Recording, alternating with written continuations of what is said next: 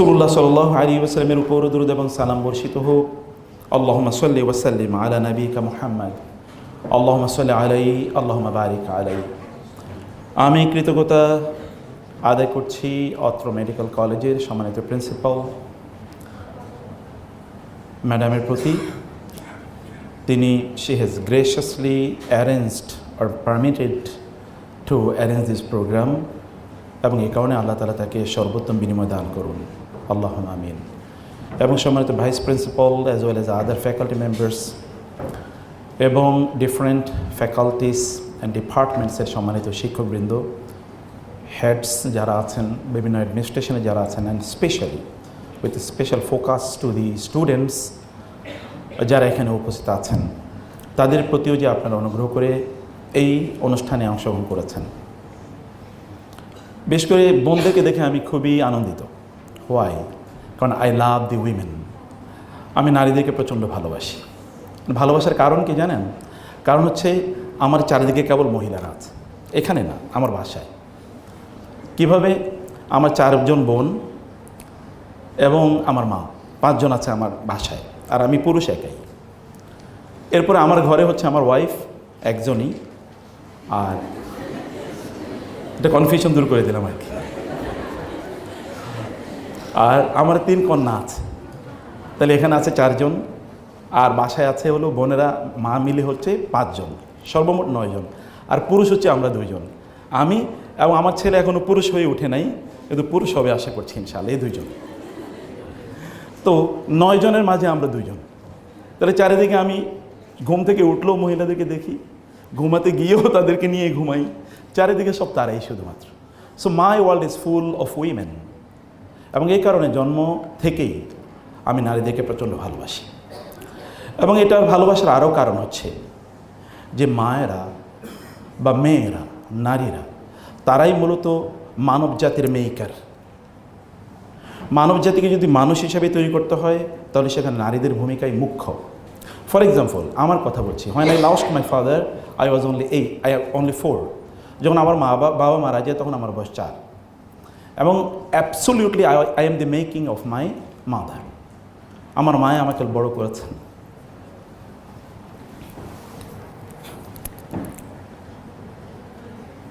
এবং এই কারণে আমি তার প্রতি প্রচণ্ড কৃতজ্ঞ। এবং যুগ যুগ ধরে যদি আমরা পৃথিবীর দিকে তাকাই তাহলে দেখব পৃথিবীর সকল বড় মানুষ, তিনি যেই হন না কেন, great in any field and from any perspective, সেখানে there is a great lady behind any great man. যত বড়ই মানুষ হোক না কেন, পেছনে একজন বড় নারীর অবদান আছে। তিনি sometimes she is mother, or sometimes she is wife, or sometimes she is daughter, or she is sister. এমনকি কখনো কখনো তিনি একজন কাজের মহিলাও। আপনি জানেন উম্মে আইমানের নাম কে না জানে? উম্মে আইমান বারাকা, রাসূলের পিতা আব্দুল্লাহ যখন তার মাকে বিয়ে করলেন, অর্থাৎ আমিনাকে বিয়ে করলেন, তারপরে তিনি তো একটা বিজনেস এন্টারপ্রাইজে যাবেন সিরিয়াতে। যাওয়ার আগে তিনি চিন্তা করলেন আমার স্ত্রীকে আমি রেখে যাব, একা তিনি থাকবেন, তো সে কারণে তাকে সঙ্গ দেওয়ার জন্য একজন নারী দরকার, একটা মেয়ে দরকার, কারণ তিনি তো নারী, একজন মেয়ে দরকার। এখন মেয়ে মানে কি? কাজের একজন মেয়ের দরকার। তিনি বাজারে গেলেন, তখন কিন্তু মানুষ বিক্রি হতো বাজারে। এখনকার কর্পোরেট ওয়ার্ল্ডেও মানুষ বিক্রি হয়, কিন্তু এটা ডিফারেন্ট শেপ অ্যান্ড ডাইমেনশন। তো তিনি বাজারে গেলেন, বাজারে গিয়ে দেখলেন যে যেখানে মানুষ বিক্রি হয় এরকম একটা জায়গায় একেবারে কর্নারে একটা মেয়ে দাঁড়িয়ে আছে, বয়স 7-8 হবে বা 8-9 হবে, এরকম কিছু। এরকম একটা মেয়ে দাঁড়িয়ে আছে, নিগ্রো, কালো, হাবাসি, মানে আফ্রিকান, এবং লিকলিকে, চেহারাটা খুবই ইমপ্রেসিভ বা আকর্ষণীয় এরকম না, আবার খুবই স্বাস্থ্যবানও না, কিন্তু কেমন যেন একটা মায়া আছে তার চেহারায়। আবদুল্লাহর ভালো লেগে গেল, তিনি মেয়েটাকে কিনে নিয়ে আসলেন এবং তার স্ত্রী আমিনাকে বললেন আমি তোমার জন্য বাজার থেকে একটা গিফট কিনে নিয়ে এসেছি। তিনি তাকে দিলেন। এরপরে তো তিনি সিরিয়া চলে গেলেন, and he has never come back, তিনি আর ফিরে আসেননি। তিনি মদিনার কাছাকাছি একটা জায়গায় যখন he was coming back from Syria, তিনি সেখানে মারা যান। এবং সেখানে তার কবর হয়। এরপরে তার কয়েক মাস পরে শিশু মুহাম্মাদের জন্ম হয় সাল্লাল্লাহু আলাইহি ওয়াসাল্লাম। ইন দ্য মেইন টাইম তার বাবা মারা গেছেন এবং তার মা তাকে কয়েকদিন তার কাছে রেখে আরবের তৎকালীন সংস্কৃতি অনুসারে তাকে এমন একটা জায়গায় পাঠালেন যেখানে আবহাওয়া খুবই পরিচ্ছন্ন এবং যেখানকার ল্যাঙ্গুয়েজ খুবই রিচ, খুবই সুন্দর করে আরবরা কথা বলেন, কিন্তু সবচেয়ে ভালোভাবে যেই গোত্রটি বা গোষ্ঠীটি কথা বলেন তাদের কাছে তিনি তার সন্তানকে পাঠিয়ে দিলেন। একমাত্র সন্তান, স্বামী নাই, আর কেউ নেই, কিন্তু সন্তানকে পাঠিয়ে দিলেন কারণ তার সামনে একটা বিশাল প্রত্যাশা, স্বামী নাই কিন্তু আমার সন্তানটা যেন অনেক বড় হয়। মাকে তাকে পাঠিয়ে দিলেন বনু সাদ, তায়েফের থেকে অনেক ভেতরে বনু সাদ গোত্রে। সেখানে তিনি বড় হলেন নির্মল আকাশের নিচে এবং নির্মল বাতাস তিনি পেয়েছেন, ল্যাঙ্গুয়েজ তিনি শিখেছেন। তারপর after 5 years he was return back to his mother, মায়ের কাছে তিনি চলে আসলেন। এবং যখন তার জন্ম হয় তখন তাকে যিনি কোলে নিয়েছেন সর্বপ্রথম তার নাম হচ্ছে ওই যে কাজের মেয়েটি, ওই যে ব্ল্যাক একটা মেয়েকে বাজার থেকে কিনে নিয়ে আসা হয়েছে, তিনি তাকে সর্বপ্রথম কোলে নেন এবং তিনি আমিনাকে লক্ষ্য করে বলেন, আমিনা, আমি ভেবেছিলাম আপনার একজন সন্তান হবে এবং আমি ভেবেছিলাম অনেক সুন্দর একজন সন্তান হবে, কিন্তু সেই সন্তান যে এত সুন্দর হবে আমি তো কখনোই প্রত্যাশা করি নাই, কখনো আমি কল্পনা করি নাই এত সুন্দর সন্তান হবে। And she was the first lady to touch the body of the young Mohammad, এই শিশু মোহাম্মদের, যিনি শরীরটা প্রথমে স্পর্শ করেন এবং একজন নিউলি বর্ন চাইল্ডের শরীরে যেই যা কিছু থাকে এগুলোকে পরিষ্কার করার কাজ যিনি করেন তিনি এই নারী। শুধু তাই না, এরপর যখন তিনি ফিরে আসেন, এরপর আপনি জানেন যে আমিনা ছেলেকে নিয়ে গেলেন আমিনার বাবার এলাকায়, যেটা ইয়াসরিবের অংশ, তৎকালীন ইয়াসরিব আধুনিক মদিনার অংশ। সেখানে তিনি নিয়ে গেলেন তার ছেলেকে যে চলো মামার এলাকা দেখবে, তোমার বাবার কবরটাও জিয়ারত করবে। তিনি গেলেন, সাথে নিয়ে গেলেন ওই যে ওই কাজের মেয়েটাকে। কিন্তু আমিনা যখন after visiting the houses of our fathers, তিনি যখন সেখান থেকে ফিরে আসছিলেন প্রথমত তিনি আবার মারা যান এবং মারা যাওয়ার সময় তিনি ওই যে কাজের মেয়েটিকে বলে গিয়েছিলেন, তুমি আমার ছেলেটাকে দেখে রেখো। এই যে তিনি বলেছিলেন হাত ধরে, এবং এই উম্মে আইমান অতঃপর তাকে এই ওয়াদা দিলেন যে ঠিক আছে আমি তাকে দেখে রাখবো। এই যে তিনি কমিটমেন্ট প্রদান করলেন, এই কমিটমেন্ট তিনি তার মৃত্যু পর্যন্ত তিনি এটি ধরে রাখলেন। কিভাবে ধরে রাখলেন? তার মৃত্যু পর্যন্ত। কার মৃত্যু পর্যন্ত? রাসূলুল্লাহ সাল্লাল্লাহু আলাইহি ওয়াসাল্লাম মৃত্যু পর্যন্ত তিনি নবী হবেন এবং তিনি দাওয়াতি কাজ করবেন। তিনি ফিরে আসলেন মক্কায় এবং মক্কায় এই নারী তিনি কোলে পিঠে করে বড় করছেন এই শিশু মুহাম্মদকে। তখন তার বয়স 6, তাকে বড় করছেন। এভাবেই তার বয়স হয়ে যায় 25। এর মধ্যে তার মুহাম্মাদের দাদা অথবা তার চাচা কখনো কখনো এই উম্মে আইমানকে বলেছিলেন যে তুমি বিয়ে করো, তোমার বিয়ের ব্যবস্থা করি। বলে না, আমি আমিনার সাথে ওয়াদাবদ্ধ হয়েছি যে আমি তাকে কোনোদিন ছেড়ে যাব না। যখন তিনি বিয়ে করলেন খাদিজাকে, তখন তিনি বলেন, উম্মে আইমান, এবার তো আমার একটা গতি হয়েছে, আমাকে দেখার মতো এখন লোক আছে, আপনি এবার বিয়ে করুন। বলে আচ্ছা ঠিক আছে। তিনি তার পছন্দের একজন মানুষের কাছে উম্মে আইমানকে বিয়ে দিলেন। উম্মে আইমানের সন্তান হলো, সে সন্তানের নাম আইমান, এই কারণে তার নাম উম্মে আইমান। এবং তার স্বামী এবং তার সন্তান দুজনই যুদ্ধে গিয়েছেন এবং যুদ্ধের মধ্যে দুজনই মারা গিয়েছেন, শাহাদাত বরণ করেছেন। এর মধ্যে উম্মে আইমান আবার ফিরে আসলেন মুহাম্মাদের ঘরে সাল্লাল্লাহু আলাইহি ওয়াসাল্লাম। এখন তিনি অলরেডি নবী, তার ঘরে ফিরে আসলেন। তিনি মদিনায় চলে গেলেন। মদিনায় যাওয়ার পর এরপরে তিনি মদিনায় সাথীদেরকে লক্ষ্য করে বললেন, আমি তোমাদেরকে একজন নারীর প্রস্তাব করছি, যে নারী এর মধ্যে তিনি বৃদ্ধা হয়ে গেছেন, তার চেহারায় এমন কোনো আকর্ষণ নাই, তার কোনো সম্পদও নাই, কিন্তু তিনি একজন জান্নাতি নারী। তিনি একজন জান্নাতি নারী, তোমাদেরকে প্রস্তাব করছি, এরকম কেউ আছো যিনি এমন একজন নারীকে বিয়ে করবেন? তারই কাজের লোক ছিল অথবা তার কৃতদাস ছিল এবং তার পালক পুত্র নামে পরিচিত ছিল জায়েদ। জায়েদ দাঁড়িয়ে বলেন, ইয়া রাসূলুল্লাহ, আমি তাকে বিয়ে করতে চাই। তিনি বলেন তিনি হচ্ছেন উম্মে আইমান। উম্মে আইমানকে নিয়ে আসলেন, বিয়ে দেওয়া হলো। এরপর রাসূলুল্লাহ সাল্লাল্লাহু আলাইহি ওয়াসাল্লাম জায়েদকে লক্ষ্য করে বলেন, জায়েদ, তুমি জানো আমি তোমার কাছে কাকে বিয়ে দিয়েছি? তুমি কি জানো কাকে বিয়ে দিয়েছি? জায়েদ চুপ, কারণ রাসূলই উত্তর প্রদান করবেন। তিনি বলেন, আমি তোমার কাছে যাকে বিয়ে দিয়েছি তিনি আমার মা, she is the my mother, after the death of my mother. তিনি আমার মা। আমার মায়ের মৃত্যুর পর তিনি আমাকে কোলে পিঠে করে বড় করেছেন। কখনো কখনো একজন মানুষ হওয়ার জন্যে কেবলমাত্র তার বায়োলজিক্যালি কানেক্টেড এরকম কারো প্রয়োজন হয় না। একজন দূরের নারীও কখনো কখনো তাকে বড় করে, যেমন উম্মে আইমান বড় করেছেন।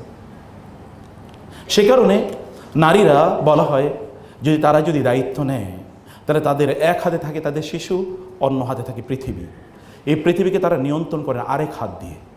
যদি তারা পজিটিভ রোল প্লে করতে চান, আপনারা তারাই এখানে আছেন। এবং সে কারণে আমার প্রত্যাশা অনেক অনেক বেশি। যেহেতু আপনারা মেডিকেল কলেজে পড়ছেন, আপনারা চাইলে এই গোটা পৃথিবীকে পরিবর্তন করে দিতে পারেন। এবং সেই কারণে আমি কিছু নাসিহা আপনাদেরকে করব। এখানে এক্সপেকটেশনস আর হিউজ, কারণ অনেক ইস্যু আছে। যদিও I will shift my focus at the end of my discussion on the preparation of the prophets as well as the companions of the prophets for death, সে বিষয়ে তো আমি কিছু একেবারে ফোকাস করব। কিন্তু যেহেতু সিরা সংক্রান্ত কিছু ইস্যু আমি আপনাদেরকে আগে কয়েকটা বিষয় একটু বলতে চাই।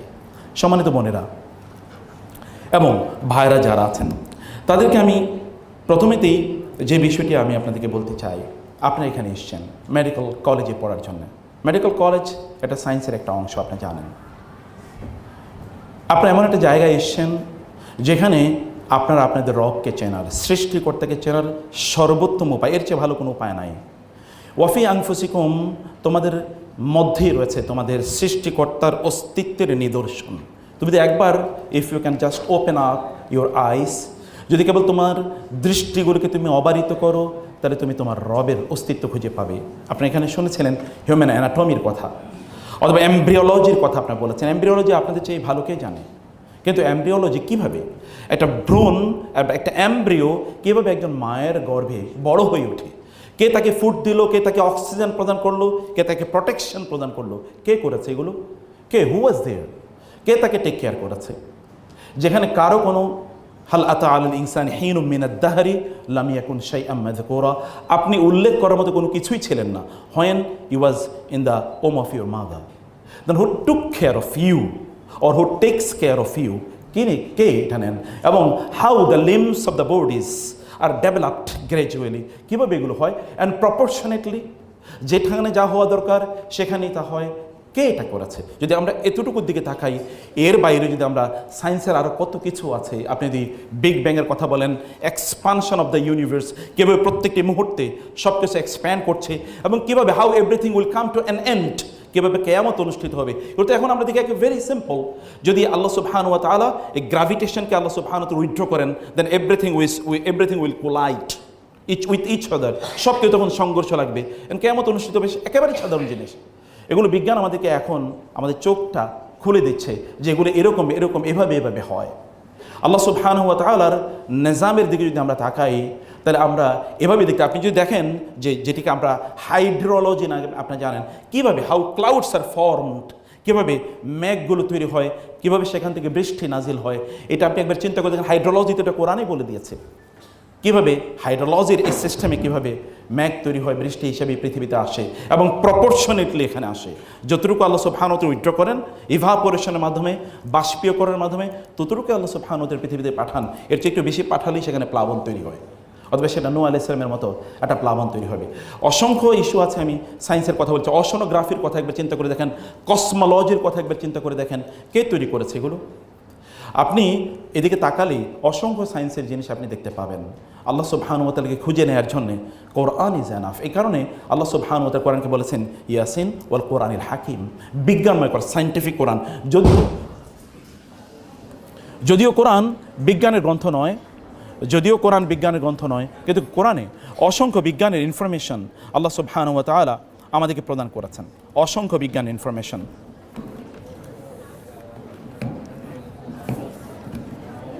বিজ্ঞানের অসংখ্য তথ্য আল্লাহ সুবহানাহু ওয়া তাআলা কোরআনে প্রদান করেছেন। এবং এই কারণে বিজ্ঞানীরা তারা বলেছেন, মুসলিম সায়েন্টিস্ট, যে কোরআনে more than 2000 verses of the whole Quran are directly or indirectly connected or related to the science, different branches of science. সায়েন্সের বিভিন্ন জিনিসের উপর ভিত্তি করে বিভিন্ন ইস্যুর উপরে ফোকাস করা হচ্ছে কোরআনের এই আয়াতগুলো। আল্লাহ সুবহানাহু ওয়া তাআলা যদি কারো অন্তর্দৃষ্টি খুলে দেন, তাহলে তিনি এগুলো বুঝতে পারবেন। প্রিয় বোনেরা।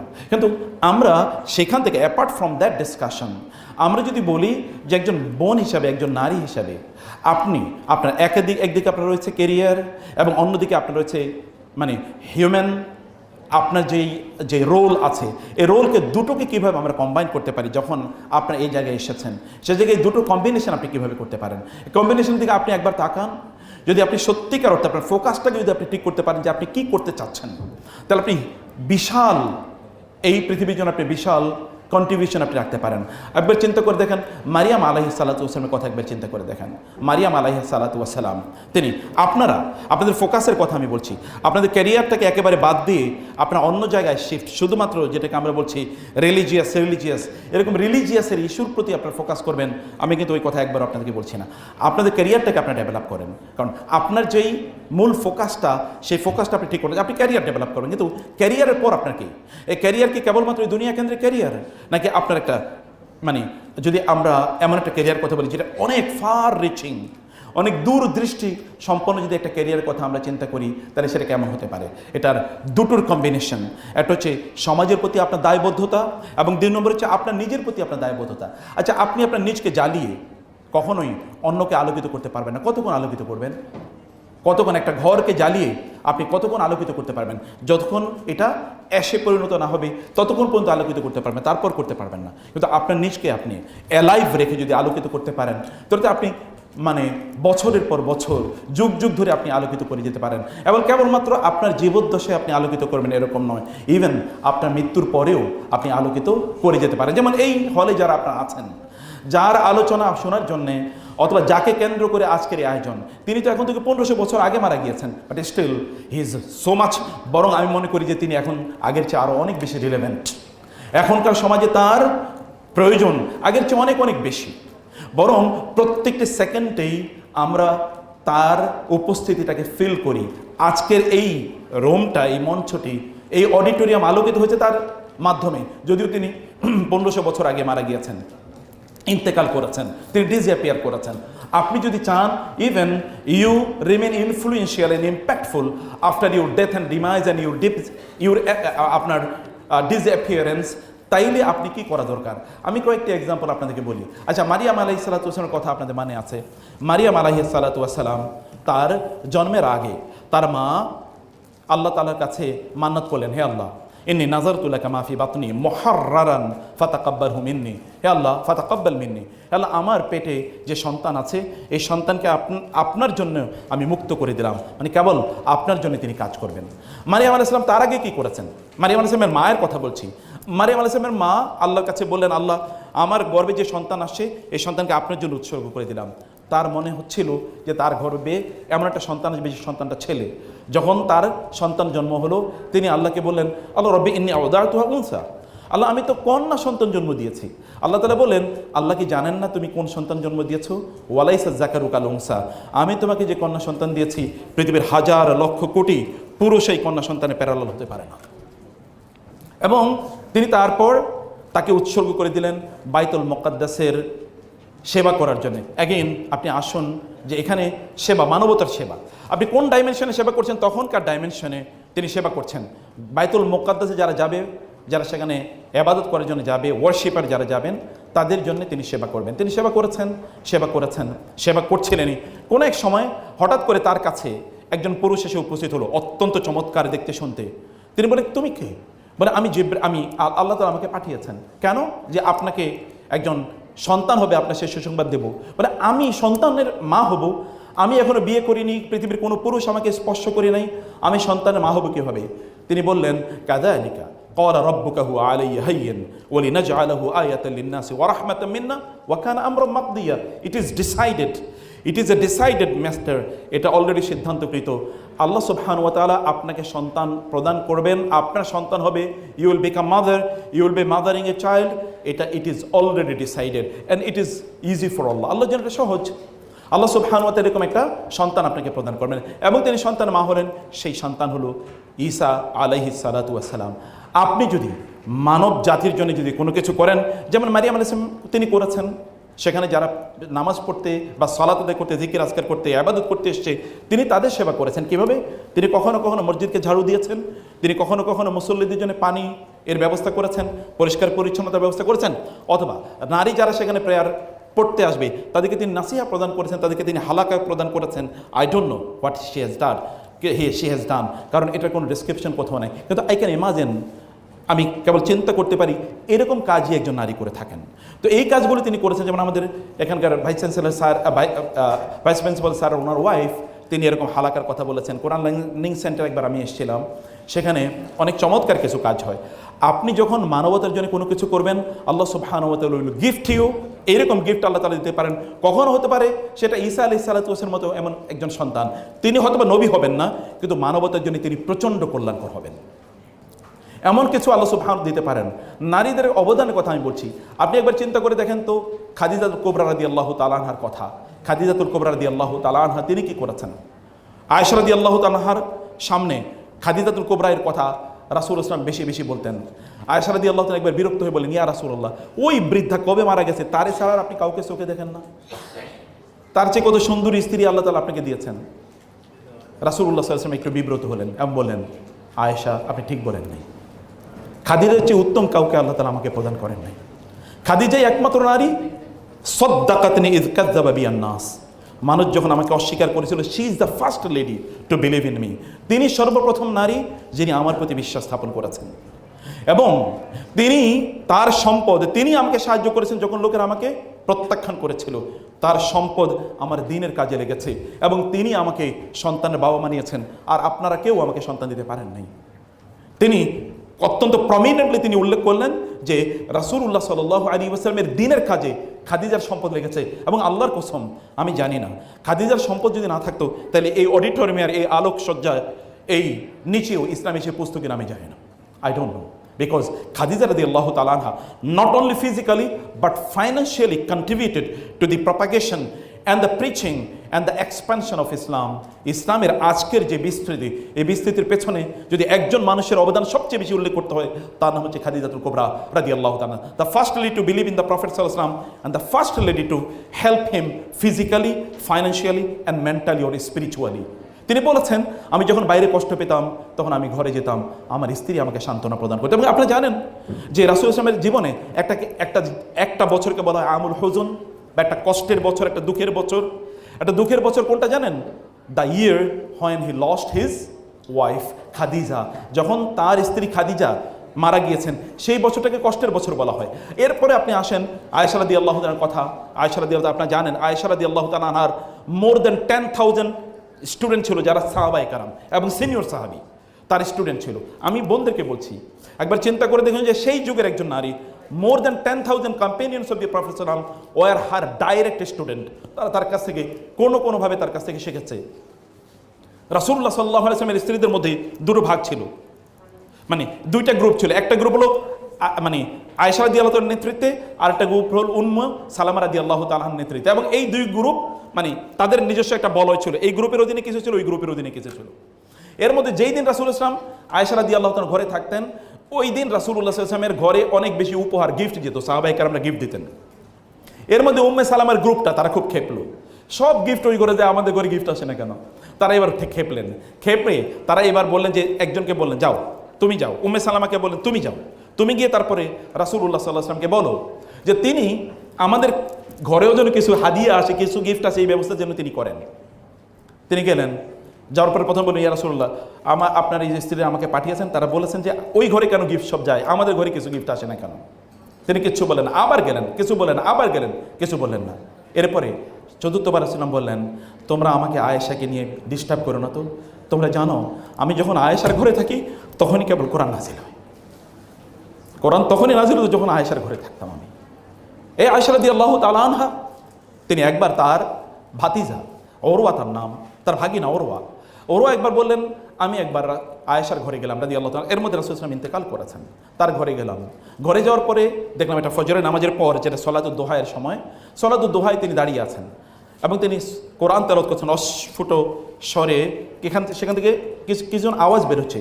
আমি একটু কান ফুফুতো, আমি একটু কান পেতে শুনলাম তিনি বলছেন কি, তিনি পড়ছিলেন ফামান্নাল্লাহু আলাইনা ওয়া ওয়াকানা আযাবাস সামুম ইন্না কুন্না মিন ক্বাবলু, মানে তিনি এই আয়াতটা তেলাওয়াত করছিলেন যে আমরা ইন্না কুন্না ফি আহলিনা মুশফিকিন ফামান্নাল্লাহু আলাইনা ওয়া ওয়াকানা আযাবাস সামুম, আমরা দুনিয়াতে যখন জীবনযাপন করতাম তখন আমরা খুবই আতঙ্কে থাকতাম আখিরাত নিয়ে, জাহান্নাম নিয়ে, এবং আল্লাহ সুবহানাহু ওয়া তাআলা সেই ভয়ের কারণে ফামান্নাল্লাহু আলাইনা, আল্লাহ আমাদের উপর অনুগ্রহ করেছেন, ওয়া ওয়াকানা আযাবাস সামুম, এই জাহান্নামের লু হাওয়ার, বিষাক্ত হাওয়ার অথবা এই যে উত্তপ্ত হাওয়ার যে শাস্তি, এটা থেকে আল্লাহ তাআলা আমাদেরকে রক্ষা করেছেন। এই আয়াতটা তিনি পড়ছেন, এটা জান্নাতীরা বলবেন কিয়ামতের দিন জান্নাতে গিয়ে। এই আয়াতটা তিনি পড়ছেন আর তিনি কাঁদছেন, আয়াতটা পড়ছেন তিনি কাঁদছেন, আয়াতটা পড়ছেন তিনি কাঁদছেন। এবং একটা সময় এমন হলো, তিনি বললেন যে আমি অনেকক্ষণ ঘন্টাখানেকের মতো দাঁড়িয়ে থাকলাম, দেখলাম একটা আয়াতে পড়ছেন আর তিনি কাঁদছেন। আমি ভাবলাম একটু বাজারে যাই, বাজার থেকে একটু ফিরে আসি।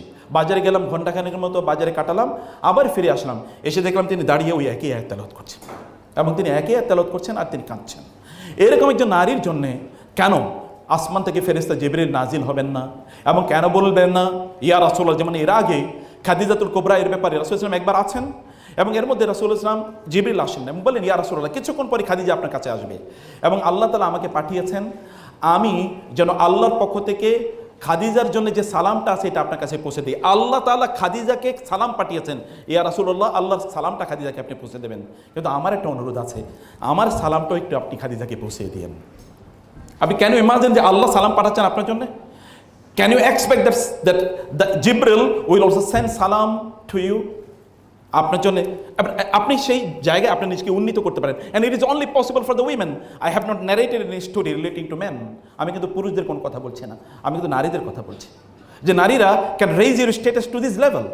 আপনি এই জায়গায় আপনার নিজকে নিয়ে যেতে পারেন, এমন একটা সম্মান বা মর্যাদায় আপনার নিজকে নিয়ে যেতে পারেন। অথবা জিবরিল এসে একবার বলবে রাজে হাফসা ফা ইন্নাহা সাওয়ামা কাওয়ামা, রাসূল ইসলামকে একবার এসে বললেন ইয়া রাসূলুল্লাহ আপনি কিন্তু হাফসার সাথে ভালো ব্যবহার করবেন, হাফসাকে রাগাবেন না, হাফসার সাথে কোনো মানে রাগান্বিত হয়ে কথা বলবেন না, কারণ হাফসা সাওয়ামা কাওয়ামা, হাফসাকে আল্লাহ প্রচণ্ড ভালোবাসেন, হাফসাকে আল্লাহ তাআলা প্রচণ্ড ভালোবাসেন। এই কথা জিবরিল এসে রাসূলুল্লাহ সাল্লাল্লাহু আলাইহি ওয়াসাল্লামকে নাসিহা করছেন। রাসূল নাসিহা করেন মানুষকে, জিবরিল এসে রাসূলকে নাসিহা করছেন। আপনি কিন্তু হাফসার সাথে, উনি তো এমনি রাগাত্ম স্বরে কখনোই কথা বলতেন না, বরং তাকে এসে বলা হচ্ছে তিনি যেন কোনোভাবেই হাফসার সাথে রাগান্বিত হয়ে অথবা তার প্রতি কোনো বিরক্তি প্রকাশ না করেন। সম্মানিত বোনেরা আমার, আমরা মানবতার জন্য যদি কোনো কল্যাণ করতে চাই তাহলে আমাদেরকে এই এক্সাম্পলগুলো আমাদের সামনে রাখা দরকার। আপনি একবার চিন্তা করে দেখেন তো, ফেরাউনের স্ত্রীর কথা, তার নাম আপনি জানেন আসিয়া বিনতে আল মুজাহিম, আসিয়া বিনতে মুজাহিম, মুজাহিমের সন্তান আসিয়া, এবং ফেরাউনের স্ত্রী, কত ভয়াবহ পরিস্থিতিতে তিনি আছেন। আসিয়া বিনতে মুজাহিম তিনি কেবল আল্লাহর প্রতি ঈমান এনেছেন, আর ফেরাউন তো তার নিজকে গড রব দাবি করেছে। আল্লাহ দাবি করে নাই, গড দাবি করেছে, রব দাবি করেছে। ওয়াহাদিহিল আনহারু মানে আলাইসা লি মুলকু মিসর ওয়াহাদিহিল আনহারু তাজরি মিন তাহতি, আমি কি মিশরের রাজা নই? এই যে মানে নীল নদ কি আমার সামনে দিয়ে প্রবাহিত হয় না? আমি কি এগুলো কন্ট্রোল করি না? আমি কি তোমাদেরকে এই দিই না সেই দিই না? এগুলো তিনি সভারেন্টি তিনি দাবি করেছেন, এবং তিনি বলেছেন যে তোমরা তো আমার আনুগত্য করবে, তোমরা আবার গডের, আল্লাহর, রবের, সৃষ্টিকর্তার, ক্রিয়েটরের ইত্যাদি কথা কেন তোমরা বলছো? কেউ তিনি তার এই একটা যদি আপনার একটা প্রাসাদ থাকে, একটা প্রাসাদ যদি আপনার এরকম থাকে যে প্রাসাদটি ধরেন আপনি কক্সবাজার সমুদ্র সৈকতের কাছে, অথবা যদি এটা মানে প্যাসিফিক ওশান এর পাশে যদি থাকে, অথবা যদি এরকম কোনো একটা নদী, আমরা তো সাধারণত সাউথ ফেসিং কোনো একটা ডিপার্টমেন্টের দাম আমাদের বেড়ে যায়। সেটা যদি কোনো মানে যদি কোনো গার্ডেনের পাশে থাকে, অথবা যদি সেটা কোনো লেকের পাশে থাকে, তাহলে দাম তো অনেক বেড়ে যায়, তখন এটা রিয়েল এস্টেট হয়ে যায়, রিয়েল প্রপার্টি হয়ে যায়, সত্যিকার সম্পদে সেটা পরিণত হয়। আর যদি এটা হয় আল্লাহর পাশে, তাহলে কেমন হতে পারে? আপনি এবার চিন্তা করতে, প্রেসিডেন্টের বাসার পাশে আপনার বাসা, প্রাইম মিনিস্টারের বাসার পাশে আপনার বাসা, তখন বাসার দাম বেড়ে যায় না কমে যায়? অনেক বেড়ে যায়। বাংলাদেশের প্রাইম মিনিস্টারের কথা বলি আমি ধরেন যেখানে অত্যন্ত প্রশান্ত, যেখানে থাকলে কয়েকদিন পরে প্রাইম মিনিস্টার প্রতিদিনই আপনার জন্য খাবার পাঠাবেন, আপনার খোঁজ খবর নেবেন, কেউ আপনাকে ডিস্টার্ব করতে পারবে না, আপনি এরকম একটা ভিআইপি স্টেটাসে আছেন। সে যদি আল্লাহ সুবহানাহু ওয়া তাআলার পাশে হয়, একজন নারীর জন্য এটা প্রযোজ্য হয়েছে। কেবল সে নারী কি করেছেন?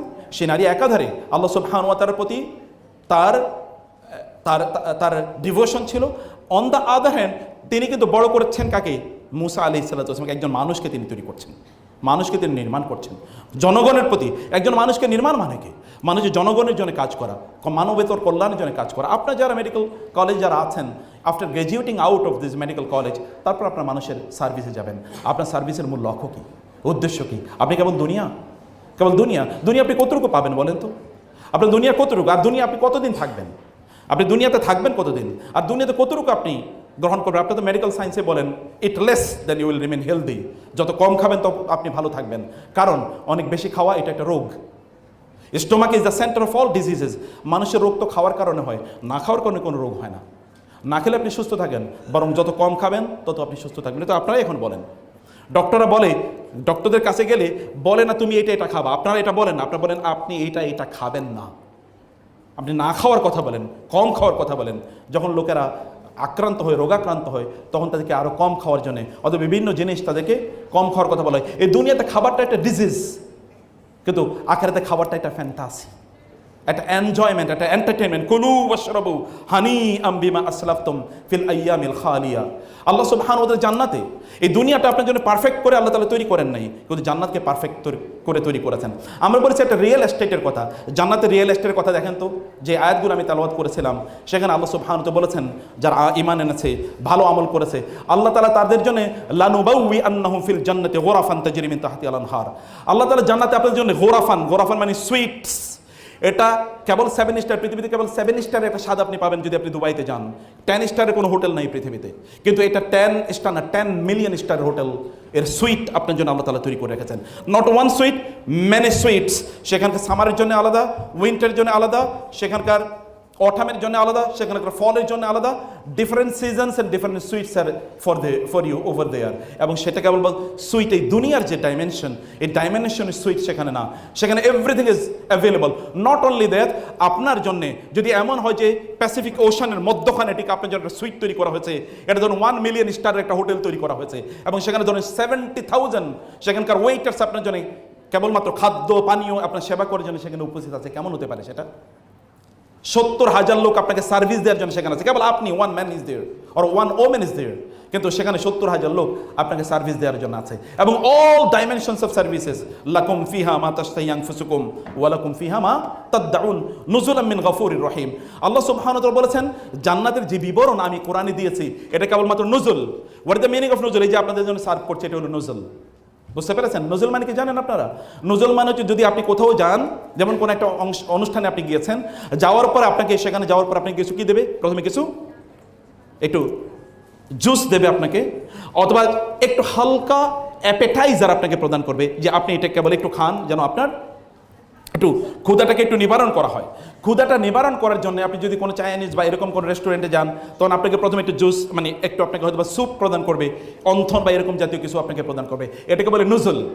আল্লাহ তাআলা বলেছেন কোরআনে, আমি তোমাদেরকে এই প্রদান করবে। এই যে মিলিয়ন স্টার্সের যে তোমার জন্য সুইট আছে, সেখানে তুমি যা চাইবা তোমাকে তাই প্রদান করা হবে। সেখানে তোমার জন্য খাবার আছে, পানীয় আছে, এমনকি 70,000 আইটেমের সেখানকার জন্য তোমার জন্য জুসের ব্যবস্থা আছে, ড্রিঙ্কসের ব্যবস্থা আছে। 70,000 আইটেম কি আছে এই পৃথিবীতে? ড্রিঙ্কস। আপনি একটু চিন্তা করেন তো, ড্রিঙ্কসগুলো একটু নাম বলি তো আমরা, কতটুকু আইটেমের ড্রিঙ্কস সেখানে থাকতে পারে। কিন্তু আল্লাহ সুবহানাহু ওয়া তাআলা এরকম ড্রিঙ্কসের ব্যবস্থা সেখানে আপনাদের জন্য রেখেছেন। তাহলে আপনি একটা পারফেক্ট ওয়ার্ল্ডের জন্য নিজকে প্রস্তুত করা। যখন আমরা এই দুনিয়াতে সেবা প্রদান করছি মানুষকে, এই সেবার মূল ফোকাস কি, লক্ষ্য কি, উদ্দেশ্য কি, ক্যারিয়ার কি? আপনার বলেন তো, এখানে আপনার মেডিকেল কলেজে পড়াশোনা করছেন, এই মেডিকেল কলেজে 4 বছর আপনার পড়ছেন, 5 বছর আপনার পড়ছেন, এরপরে আপনার একটা ড্রিম হলো কোনো একটা ভালো মেডিকেল কলেজে অথবা কোনো একটা হসপিটালে অথবা কোনো একটা ক্লিনিকে ভালো একটা জব পাওয়া। এটাই তো এই 4 বছর বা 5 বছর, 5 বছর বা 6 বছর আপনি কষ্ট করবেন, এরপরে কত বছর আপনি ভালো থাকবেন you never know, and the future is not certain. You may die any time, even before your graduation you may die. আপনার মৃত্যু যে কোনো সময় আসতে পারে, আপনার গ্রাজুয়েশন শেষ হওয়ার আগেও কিন্তু আপনার মৃত্যু আসতে পারে। কিন্তু তারপরও আপনার ভবিষ্যতের জন্য আপনি এত চেষ্টা করে যাচ্ছেন, কিন্তু আলটিমেট ভবিষ্যতের খবর কি? যে ভবিষ্যৎ আলটিমেট, যেখানে আপনাকে যেতেই হবে, মৃত্যু তো সার্টেন, এটাকে you can not avoid, none has avoided it. এই পৃথিবীতে যদি কারো বেঁচে থাকার অধিকার থাকতো, তিনি হচ্ছেন মুহাম্মদুর রাসূলুল্লাহ সাল্লাল্লাহু আলাইহি ওয়াসাল্লাম। কিন্তু আল্লাহ বলেছেন ইন্নাকা মাইয়াতুন ওয়া ইন্নাহুম মাইয়াতুন, আপনিও মারা যাবেন, সবাই মারা যাবে, আপনিও মারা যাবেন, সবাই মারা যাবে। অর্থাৎ আপনার এরপর যে ফিউচার লাইফ, যেটা অত্যন্ত, যেটা নেভার এন্ডিং, খালিদিনা ফিহা আবাদা, যেখান থেকে আপনি কোনোদিন ফিরে আসবেন না, সেটার জন্যে আপনার প্রস্তুতি কি? আপনার প্রস্তুতি আপনার এই ক্যারিয়ারের মধ্যে, আপনার এই কাজের মধ্যেই এই প্রস্তুতি আপনাকে অবশ্যই অবশ্যই গ্রহণ করতে হবে। আমরা বলছি না যে আপনার মেডিকেল এই লাইফটাকে আপনি কোনোভাবে মিনিমাইজ করেন, আমরা আপনাদেরকে বলছি যে আপনার মেডিকেল লাইফে আপনি বরং এক্সেলেন্ট হন। কারণ এখানে মুসলিম বোনরা যারা আছেন, with due respect to the sisters from other faith, মুসলিম বোনদের কথা বলছি, অ্যাবসলিউটলি মেডিকেল সায়েন্স এটা আপনাদের আবিষ্কার, এটা আপনাদের বাপদাদাদের আবিষ্কার। কিভাবে জানেন? আপনি পড়ুন, ইবনে সিনার কথা বলুন, অথবা এরপরে যারা এসছে তাদের কথা দেখুন। মেডিকেল সায়েন্সের এখন অনেক টার্মিনোলজি আছে, যে টার্মিনোলজিগুলো পুরোটাই মুসলমানদের। এমনকি ফার্মাকোলজি, এটা 100% মুসলমানদের আবিষ্কার। ফার্মাকোলজি, ফার্মাসি, মেডিকেল, কীভাবে ঔষধ তৈরি করবে, ঔষধ নির্মাণ শিল্প, পুরোটাই মুসলমানদের আবিষ্কার। আজকের যে হসপিটাল ম্যানেজমেন্ট অথবা মেডিকেল কলেজের যে আয়োজন, 100% মুসলমানদের আবিষ্কার। রেসিডেন্সি প্রোগ্রাম 100% মুসলমানদের আবিষ্কার। এর আগে কোনোদিনই মেডিকেল কলেজের সাথে রেসিডেন্সি থাকবে এটা কেউ কোনোদিন চিন্তাও করে নাই, কোনোদিন চিন্তা করে নাই। এবং এখানে আলাদা ওয়ার্ড থাকবে, যে পুরুষদের জন্য আলাদা এবং নারীদের জন্য আলাদা।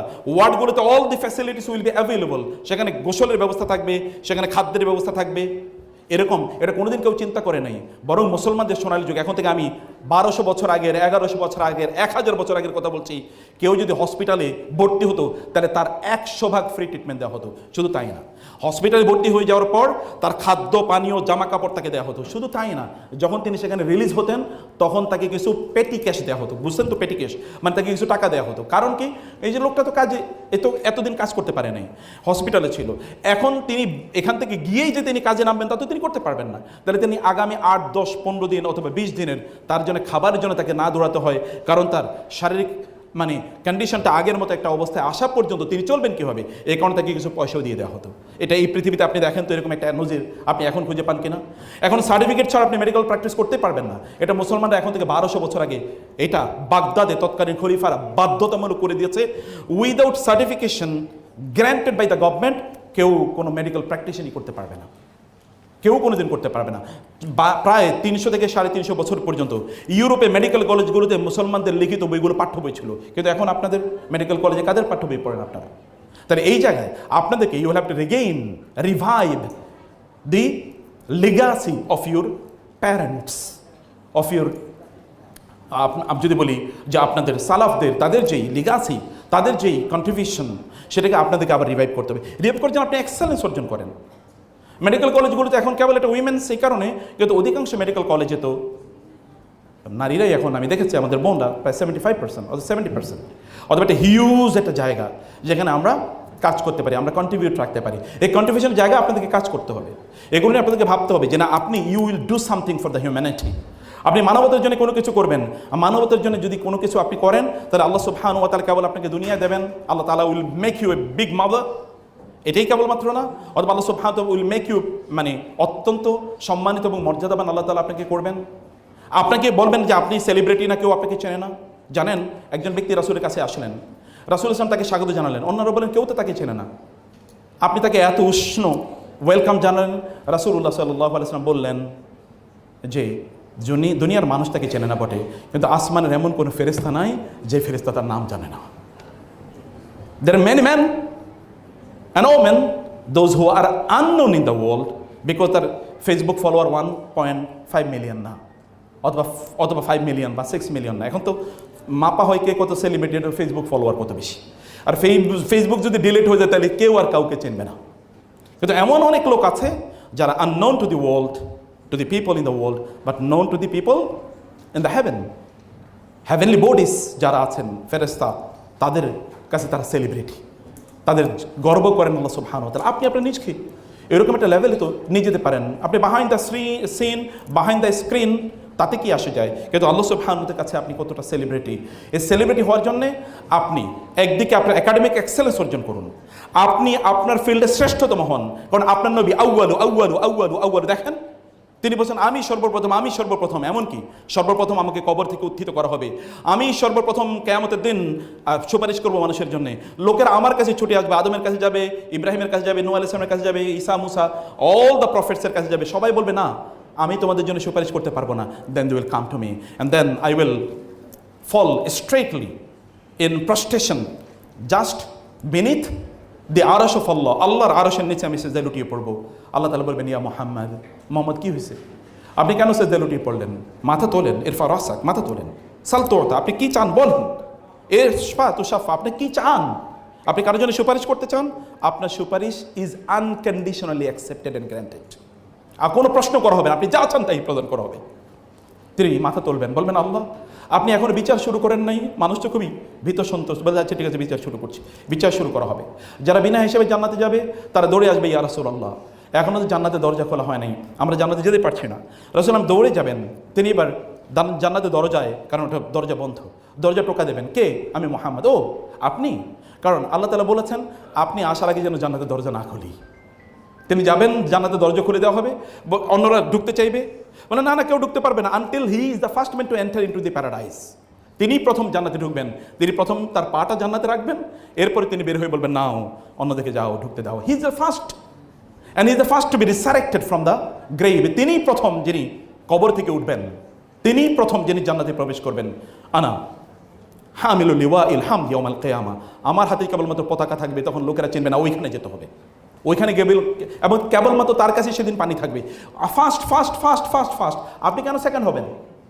আপনি সেকেন্ড কেন হবেন? আপনার নবী তো কোনো জায়গায় সেকেন্ড হন নাই, আপনি ফার্স্ট হন সব জায়গায়। কমপক্ষে এমন একটা ফিল্ড তৈরি করুন যে ফিল্ডে আপনি ফার্স্ট। আপনি ফার্স্ট, কেউ আপনার প্যারালাল না, কেউ আপনার কম্পিটিশন আসতেই পারে না। আস-সাবিকুন আস-সাবিকুন উলাইকাল মুকাররাবুন। আপনি তো আল্লাহ সবচেয়ে প্রিয় মানুষের মধ্যে অন্তর্ভুক্ত হতে চান, তাহলে আপনি ফার্স্ট হন। তাহলে আপনি ফার্স্ট হন। আপনি মেডিকেল সায়েন্সের উপর বই পড়েন, আপনি লেখেন, আপনি যে ফিল্ডে পড়েন সেই ফিল্ডে আপনি এক্সেলেন্ট হন, আপনি এক্সেলেন্স অর্জন করুন। কিন্তু এগুলো সব কিছু যেন এই দুনিয়া ফোকাস না হয়। আচ্ছা, দুনিয়ার গুরুত্ব কতটুকু? রাসূলুল্লাহ সাল্লাল্লাহু আলাইহি ওয়াসাল্লাম, আপনার বলেন তো আপনাদের পোস্টারিটি যারা আছে, মানে আপনাদের মানে প্রিভিয়াস জেনারেশন যারা আছে, তারা কই, তারা কোথায়?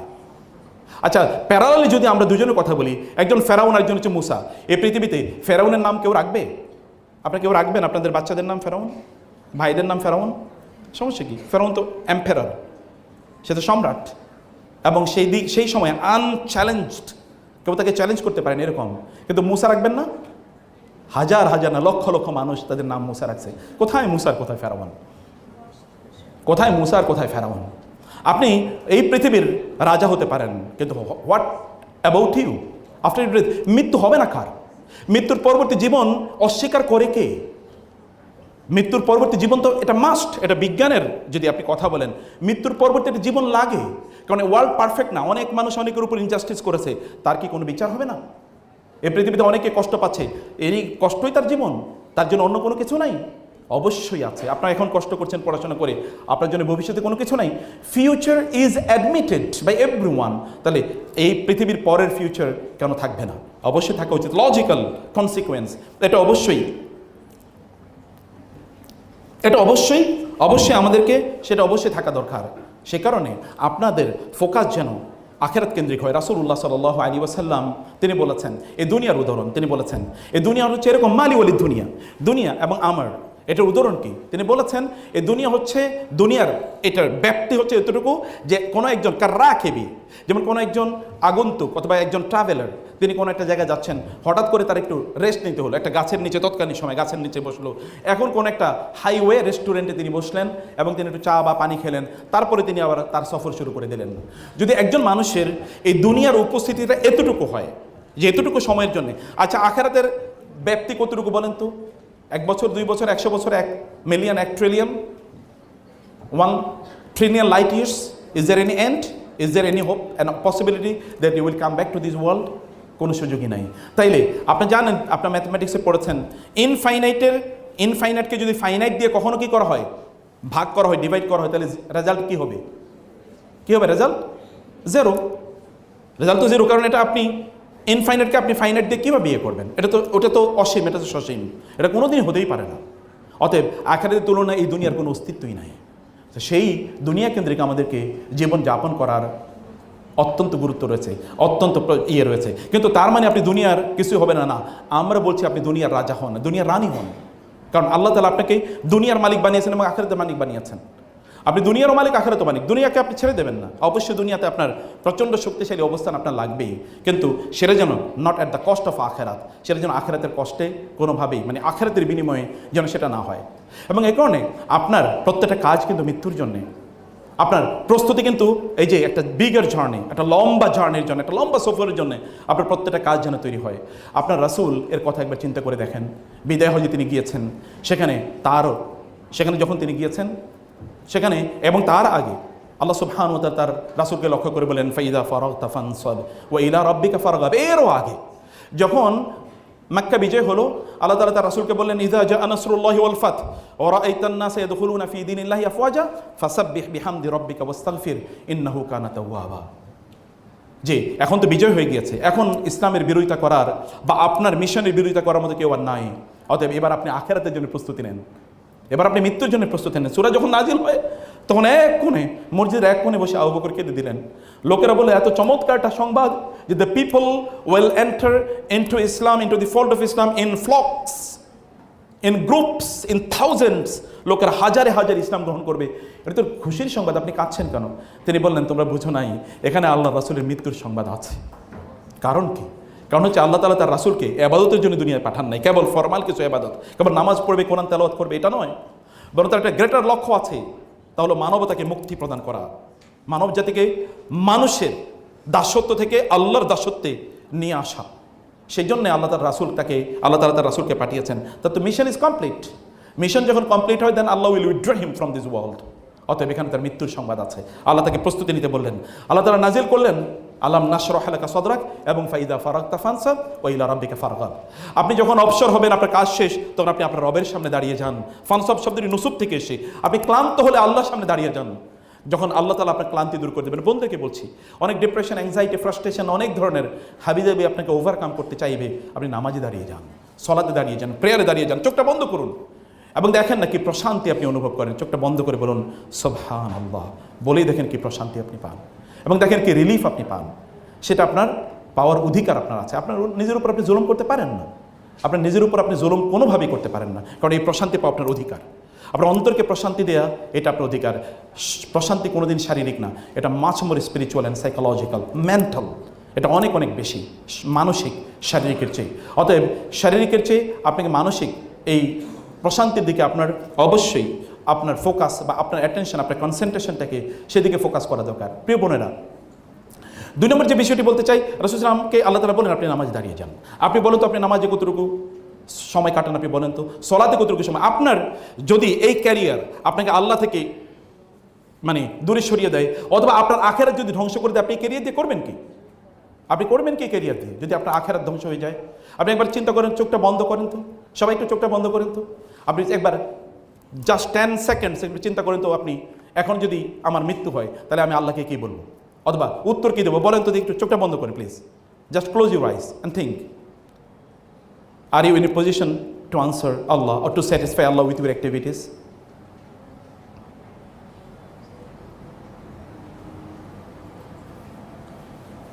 I don't know, বলুন।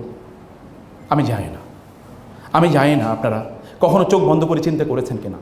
এত ডিস্ট্রাকশন আছে এই পৃথিবীতে, এত সোশ্যাল মিডিয়া ডিস্ট্রাকশন, আপনার জন্য মি টাইম নাই। আপনি নিজকে নিয়ে কখনোই চিন্তা করতে পারেন না। কখনো আকাশের দিকে তাকিয়ে দেখেছেন কত বিস্তৃত আকাশ? কখন এই জমিনের দিকে তাকিয়ে দেখেছেন কত বিস্তৃত এই জমিন?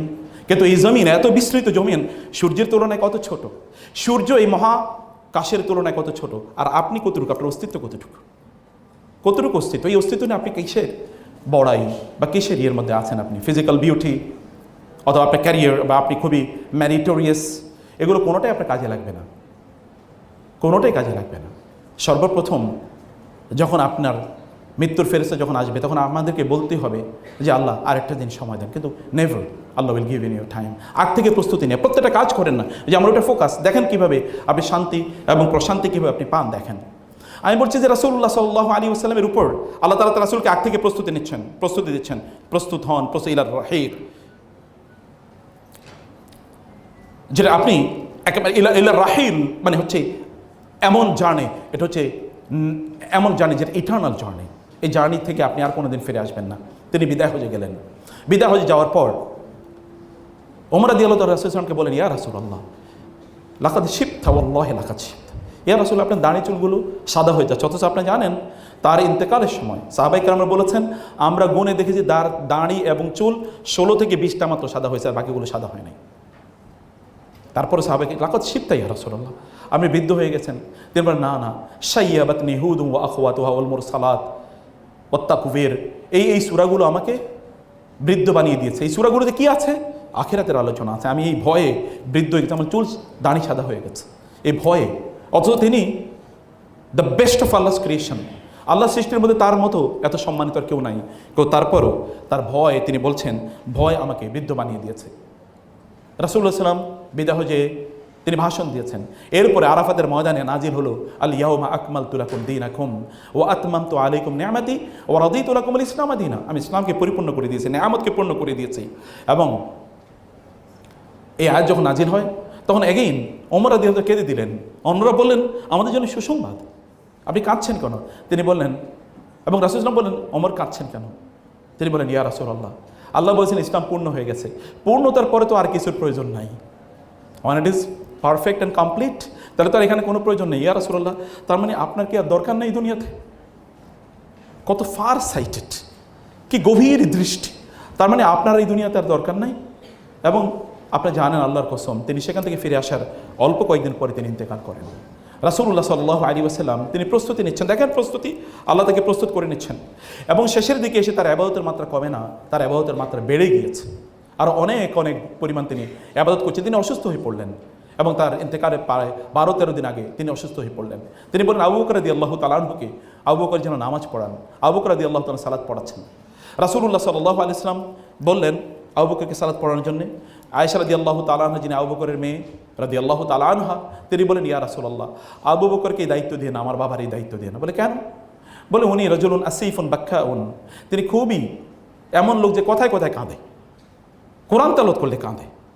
উনি যদি আপনার জায়গায় নামাজ পড়ে তাহলে ওনারা খুঁজেও পাওয়া যাবে না ইয়া রাসূলুল্লাহ। তিনি বলেন না, তোমরা নারীরা বেশি কথা বলো। তার স্ত্রীকে বলছেন এটা বলার দরকার নেই, ওনাকে আমি দায়িত্ব দিই, তাকে দায়িত্ব দিতে দাও, কারণ এই উম্মাকে লিড দিতে হবে, আমি জানি কে লিড দেবে। তাকে লিড দেওয়া হলো। রাসূল সাল্লাল্লাহু আলাইহি ওয়াসাল্লাম তার দরজার, তার জানালার পর্দার কাপড়টা একটু তিনি গোছালেন এবং সাহাবায়ে কেরাম বলেন রাসূল সাল্লাল্লাহু আলাইহি ওয়াসাল্লাম নামাজে আসেন নাই অনেক দিন পর্যন্ত, কারণ তিনি অসুস্থ। তার ভাবলাম রাসূল বুঝি আসবেন, কিন্তু রাসূল ইঙ্গিত করলেন না, তোমরা সালাত আদায় করো, সালাত আদায় করো। তার ইন্তেকালের অল্প কয়েকদিন, সোমবারে তিনি মারা যাবেন রবিউল আউয়াল। তার ভাবলাম রাসূল বুঝি আসবেন, কিন্তু রাসূল ইঙ্গিত করলেন না, তোমরা সালাত আদায় করো, সালাত আদায় করো। তার ইন্তেকালের অল্প কয়েকদিন, সোমবারে তিনি মারা যাবেন রবিউল আউয়াল মাসের বৃহস্পতিবারে তিনি আরও অসুস্থ হয়ে পড়লেন। তিনি আয়েশা রাদিয়াল্লাহু তাআলাকে বললেন ইয়া আয়েশা, হে আয়েশা, আমি ওই যে খায়বরে একজন ইয়াহুদি মহিলা যে আমাকে বিষ পান করিয়েছিল, বিষের মাংস, সেটা আমার উপর খুবই কার্যকর হয়েছে। ওয়াল্লাহি ইন্নাহু লাহাওয়ানুন ইনকিতাই আবরুহি মিন যালিকা সুম, ওই যে বিষের কারণে আমার নাড়ি বেরুগুলো প্রায় ছিঁড়ে যাচ্ছে আয়েশা, আমি খুবই কষ্ট পাচ্ছি, আমি খুবই কষ্ট পাচ্ছি। এর মধ্যে রাসূলুল্লাহ সাল্লাল্লাহু আলাইহি ওয়াসাল্লাম তিনি সাহাবায়ে কেরাম সালাত আদায় করছেন, এটা তিনি দেখছেন। তিনি আবার দরজার জানালার পর্দা খুললেন এবং খুলে দেখলেন আবু বকর নামাজ পড়াচ্ছে। রাসূল তাবাসসামা ওয়াজহু রাসূলিল্লাহ, রাসূল সাল্লামের চেহারাটা আলোকিত হয়ে উঠল। আবু বকরের নেতৃত্বে মানুষ কীভাবে সুন্দর করে সালাত আদায় করছে। He understood that if he dies then the people will not be disunited, তাদের মধ্যে বড় কোনো প্রবলেম তৈরি হবে না। তিনি বুঝতে পেরেছেন leadership has already been created, leadership already তৈরি হয়ে গেছে। তিনি এটা বুঝতে পেরে তিনি হাসলেন। তার কষ্ট আরও বেড়ে গেল, তার কষ্ট আরও বেড়ে গেল। এমন একটি অবস্থায় যে তিনি তার সাথে দেখা করতে আসেন, তার মেয়ে তার সাথে দেখা করতে এসেছেন, ফাতেমা রাদিয়াল্লাহু তাআলা আনহা। ফাতেমার কানে কানে তিনি বললেন কিছু একটা, ফাতেমা কেঁদে দিলেন। ফাতেমা যখন কেঁদে দিলেন, আয়েশা বললেন ফাতেমা আপনি কাঁদছেন কেন? কারণ খাদিজার আয়েশার ঘরেই তিনি। ফাতেমাদের কিচ্ছু বললেন না। এরপরে রাসূলুল্লাহ আবার তাকে ডাকলেন এবং ডেকে তার কানে কানে আবার কিছু বললে এবার ফাতেমা রাদিয়াল্লাহু তাআলা হেসে দিলেন। এবার আয়েশা বলেন আপনি একবার কাঁদলেন, একবার হাসলেন, ঘটনা কি? তিনি বলেন এটা একটা সিক্রেট, আমি বলতে পারবো না, আমি একটা সিক্রেটে বলতে পারবো না। রাসূল সাল্লাল্লাহু আলাইহি ওয়াসাল্লাম ইন্তেকালের পর এরপরে আয়েশা রাদিয়াল্লাহু তাআলা ফাতেমাকে জিজ্ঞেস করলেন, ফাতেমা রাসূল সাল্লাল্লাহু আলাইহি ওয়াসাল্লাম কী বলেছিল? আপনি একবার হাসলেন, একবার কাঁদলেন। তিনি বলেন আমি কেঁদেছি যখন আল্লাহ রাসূল বলেছে, জিবরিল এসে মাত্র আমাকে বলে গেল আমি মারা যাব কিছুক্ষণ পর, এই কারণে আমি কেঁদেছি। বলে তারপরে হাসলেন কেন? বলে তিনি বলেছেন, রাসূলুল্লাহ সাল্লাল্লাহু আলাইহি ওয়াসাল্লাম বলেছেন তার পরিবারের মধ্যে আমি সর্বপ্রথম তার সাথে সাক্ষাৎ করব, মানে আমি পরিবারের মধ্যে সবার আগে মারা যাব। মৃত্যুর সংবাদ শুনে হাসে। একবার চিন্তা করে দেখেন তো, তার মৃত্যুর সংবাদ জিবরিল নিয়ে আসলেন, আপনাদের দেয়ালিকে আমি দেখে এসেছি। তার মৃত্যুর সংবাদ যখন এসছে তখন তিনি আল্লাহকে বলেছেন মা আল্লাযীনা আনআমাল্লাহু আলাইহিম, হে আল্লাহ তুমি তাদের অন্তর্ভুক্ত আমাকে করো যাদের উপর তুমি নিয়ামত বর্ষণ করছো। হি ওয়াজ লাফিং, কষ্ট, প্রচণ্ড কষ্ট, মৃত্যুর একটা যন্ত্রণা আছে। তিনি বলছেন আল্লাহ ইন্না লিল মাউতি লাসাকারাত, আল্লাহর কসম মৃত্যুর যন্ত্রণা আছে, অনেক যন্ত্রণা আছে। তিনি বলেছেন ফিল রাফিক ইল আলা ইলার রাফিক ইল আলা ইলার রাফিক ইল আলা, আমি আমার বন্ধুর সাথে, পরম বন্ধুর সাক্ষাতে যেতে চাই, পরম বন্ধুর সাথে, এই বন্ধুর সাথে যিনি আপনার পরম বন্ধু।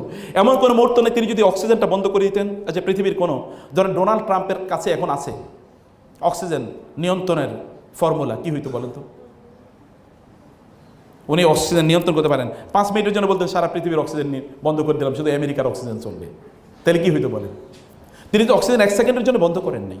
তিনি তো আপনার অর্গানস অফ বডি যেগুলো ওয়ার্ক করবেন 1 মিনিটের জন্য বলেন এই হার্ট, এই কিডনি তুমি কাজ করবে না, তিনি যদি বলেন কিডনি, হার্ট তুমি কাজ করবে না, ব্লাড তুমি ভেইনগুলোতে তুমি কোনোভাবে প্রবাহিত হবে না, এগুলো তিনি বলেন, তাহলে তো কোনো কিছু চলবে। তিনি বলবেন যে চোখ তুমি কাজ করবে না, তিনি বলবেন যে ব্রেন তুমি কাজ করবে না, যদি বলেন তাহলে ইট উইল ইমিডিয়েটলি বিকাম ডাইসফাংশনাল। তো তিনি এটা আপনাকে করে যাচ্ছেন। সেই রবকে আপনি কিভাবে বন্ধু হিসেবে গ্রহণ না করে থাকেন? তিনি তো আপনার বন্ধু, তিনি তো বন্ধুতে দেখিয়ে যাচ্ছেন, তিনি বন্ধুতে দেখাচ্ছেন, আপনি তার সাথে শত্রুতা প্রদর্শন করছেন। যদি এখনই মৃত্যুর ফেরেশতা আপনার কাছে আসে এবং বলে, আপনি আসলে কি বলবেন? ইলার রাফিক ইলা আলা ইলার রাফিক ইলা আলা, আমার পরম বন্ধুর সাক্ষাতে আমি যেতে চাই, আমার পরম বন্ধুর সাক্ষাতে আমি যেতে চাই। এর মধ্যে রাসূল সাল্লাল্লাহু আলাইহি ওয়াসাল্লামের মৃত্যু হয়েছে এরকম গুঞ্জন শোনা গেল। ওমর রাদিয়াল্লাহু তাআলা আনহু, সাহাবায়ে কেরাম তাকে কেমন ভালোবাসতেন। ওমর রাদিয়াল্লাহু তাআলা সেখানে একটা নাঙ্গা তলোয়ার নিয়ে এসে বললেন, আল্লাহর কসম কেউ যদি বলে মুহাম্মদ মারা গেছে, আমি তাকে হত্যা করে ফেলবো। আবু বকর রাদিয়াল্লাহু তাআলা আনহু এর মধ্যে তিনি শুনলেন রাসূল সাল্লাল্লাহু আলাইহি ওয়াসাল্লাম ইজ নো মোর, তিনি আসলেন দৌড়ে এবং তিনি ঘরে ঢুকলেন। ঘরে ঢোকার পর তারপরে তিনি দেখলেন যে আয়েশা রাদিয়াল্লাহু তাআলা আনহা তার কোলে রাসূল সাল্লাল্লাহু আলাইহি ওয়াসাল্লামের মাথাটি, তিনি রাসূল সাল্লাল্লাহু আলাইহি ওয়াসাল্লামের দিকে তাকালেন এবং দেখলেন সত্যিকারে তিনি মারা গেছেন সাল্লাল্লাহু আলাইহি ওয়াসাল্লাম। তিনি সেখানে লুটিয়ে পড়লেন রাসূলের কপালের উপর, তিনি একটা চুমু দিলেন এবং তিনি সেখানে কাঁদলেন।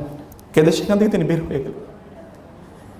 বের হয়ে তিনি মানুষের উদ্দেশ্যে বললেন, হে লোকেরা, তোমরা যারা মুহাম্মাদের ইবাদত করতে অথবা করতে মনে চাও, তোমাদেরকে মনে রাখতে হবে মুহাম্মদ মারা গেছেন। কিন্তু তোমরা যারা আল্লাহর ইবাদত করো, তোমরা মনে রাখবে আল্লাহ মারা যান না। ওয়ামা মুহাম্মাদুন ইল্লা রাসূল ক্বাদ খালাত মিন ক্বাবলিহির রুসুল আফা ইন মাতা আও কুতিলা ইনকালাবতুম আলা আকাবিকুম ওয়া মান ইয়ানকালিব আলা আকিবাইহি ফালাই। আল্লাহ সুবহানাহু ওয়া তাআলা বলেন যে মুহাম্মদ কেবল আল্লাহর একজন রাসূলই, তারপরে তার অনেক রাসূল এসেছে। তিনি যদি মারা যান, যুদ্ধের ময়দানে তিনি নিহত হন, তাহলে কি তোমরা আগেই মতো সেই মূর্তি পূজার দিকে ফিরে যাবে, অগ্নি পূজার দিকে তোমরা ফিরে যাবে? আর কেউ যদি আল্লাহর ইবাদত না করে, অন্য কারো ইবাদত করে, তাহলে সে আল্লাহর কোনো ফালাই ইয়াদুরুল্লাহ শাইয়া, সে আল্লাহর কোনো ক্ষতি সাধন করতে পারবে। ওমর রাদিয়াল্লাহু আনহু বললেন, আল্লাহর কসম আমরা বুঝতে পেরেছিলাম এই আয়াত আমাদের মনে হলো যেন আগে কোনোদিন নাজিল হয়নি, এই আয়াত মনে হয় এখনই নাজিল হয়েছে। আমরা বুঝতে পারলাম আল্লাহ রাসূল ইজ নো মোর। আনাস বললেন, আমরা যখন বুঝলাম আল্লাহ রাসূল ইজ নো মোর, তখন আমরা কি আসলে পৃথিবীতে বেঁচে আছি নাকি আমরা নাই, এটা আমরা বুঝতে পারছিলাম না। আমরা কিছুই বুঝতে পারছিলাম না, বসে আছি, সামনে দিয়ে লোক যাচ্ছে, আমরা চিনতেও পারছিলাম না। কারণ রাসূলের সাথে আমাদের এঙ্গেজমেন্ট এমন একটা লেভেলের। সাওবান এসে বললেন, ইয়া রাসূলুল্লাহ, আপনি, সাওবানের চেহারা দেখে রাসূল বললেন, সাওবান তোমার চেহারাটা এরকম কেন? বলি, ইয়া রাসূলুল্লাহ, আমার চেহারাটা এরকম কারণ যখন মন খারাপ হয় দৌড়ে আসি আপনাকে দেখার জন্য, আপনাকে দেখলে মনটা ভালো হয়ে যায়।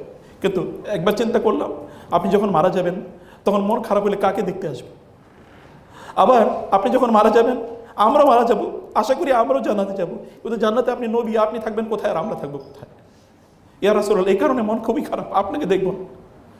রাসূল বললেন, ইয়া সাওবান আনতা মা মান আহবাবতা, তুমি যাকে ভালোবাসো, আলমারউ মা মান আহাব্বা, মানুষ যাকে ভালোবাসে সে জান্নাতে তার সাথেই থাকবে।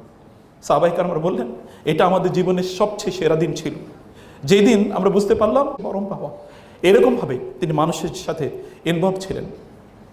ফাতেমা রাদিয়াল্লাহু তাআলা আনহা, মানুষের রাসূল সাল্লাল্লাহু আলাইহি ওয়াসাল্লাম মৃত্যু হলো, তাকে কবরস্থ করা হলো। আনাসকে বলেন, ইয়া আনাস আতাবাত লাকুম কুলুবুকুম আন তাহুসসু আলা রাসূলিল্লাহি তুরা, তোমরা কেমনে আল্লাহ রাসূলের তার শরীরের উপর তোমরা মাটি ছিটালা, তোমরা কেমনে তার কবরে রাখলা? এটা কিভাবে পারলা? তোমরা পারলা কিভাবে আল্লাহ রাসূলকে কবরে রেখে আসতে? সম্মানিত ভাইয়েরা এবং বোনেরা, রাসূলুল্লাহ সাল্লাল্লাহু আলাইহি ওয়াসাল্লাম প্রত্যেকটা মুহূর্তে মৃত্যুর জন্য প্রস্তুতি নিয়েছেন এবং তার মৃত্যুর সময় তিনি কতগুলো কথা বলে গেছেন। আসসালাত আসসালাত ওয়া মা মালাকাত আইমানুকুম লাআনাল্লাহুল ইয়াহুদা ওয়ান নাসারা ইত্তাখাযু কুবুর আম্বিয়াহিম মাসাজিদা আল্লাহুম্মা লা তাজআল কবরি ওয়াসানান ইউবাদ। হে আল্লাহ, আমার কবরটা যেন মানুষ ইবাদতের জায়গা না বানায়। এখানে যেন লোকের ইবাদত না করে, এটাকে যেন তার পূজা অর্চনার জায়গায় যেন তারা না বানায়। হে আল্লাহ, তুমি আমার উম্মাকে আমার করে দেখে রেখো। আল্লাহুম্মা আনতা খলিফাতি আলা উম্মতি বাদি। হে আল্লাহ, আমার উম্মাকে তুমি দেখে রেখো। তিনি উম্মার জন্য, আপনাদের জন্য দোয়া করেছে, আল্লাহুম্মা উম্মতি উম্মতি। হে আল্লাহ, আমার উম্মা, আমার উম্মাকে তুমি দেখে রেখো আল্লাহ, আমার পরে তুমি আমার উম্মার দায়িত্বশীল আল্লাহ। এবং তিনি আল্লাহকে বলেছেন, আল্লাহ সুবহানাহু ওয়া তাআলার কাছে তিনি প্রার্থনা করেছে, আল্লাহ আমার উম্মাকে তুমি আমার পথভ্রষ্ট করে দিও না। তিনি বলেছেন, আল্লাহ, তিনি মানুষকে লক্ষ্য করেছেন, সলাত সলাত ওয়া মা মালাকাত আইমানুকুম, নামাজ নামাজ। হে আমার উম্মা, হে লোকেরা, তোমরা নামাজকে ছেড়ে দিও না। নামাজ এটা হচ্ছে তোমাদের অক্সিজেন। তোমাদের শরীরের একটা অক্সিজেন যেমন প্রয়োজন আছে, তোমাদের রোহে, তোমাদের আত্মার, তোমাদের স্পিরিটের, তোমাদের মাইন্ডের একটা অক্সিজেনের প্রয়োজন আছে। তোমাদের শরীরের যেমন ফুড প্রয়োজন আছে, তোমাদের আত্মার ফুড প্রয়োজন আছে। শরীরকে অনেক